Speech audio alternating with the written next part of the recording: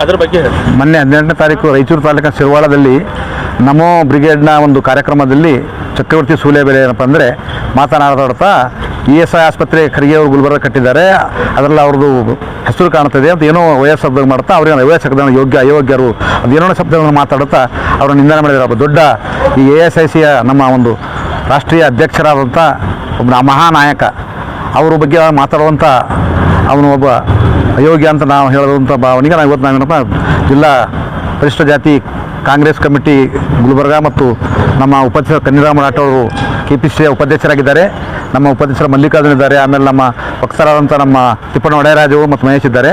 ಇವತ್ತೆಲ್ಲರೂ ಸೇರಿ ಏನಪ್ಪ ನಾವು ಪತ್ರಿಕಾ ಇವತ್ತು ಮಾಧ್ಯಮದಲ್ಲಿ ನಾವು ಮಾತನಾಡಿ ಅವನನ್ನು ಈ ಒಂದು ಗಡೀಪಾರು ಮಾಡಬೇಕು, ಇಲ್ಲಾಂದ್ರೆ ಆತನ ಬಂಧಿಸಬೇಕು ಅಂತ ಇವತ್ತು ನಾವು ನಿಮ್ಮ ಮುಖಾಂತರ ಹೇಳ್ತೀವಿ.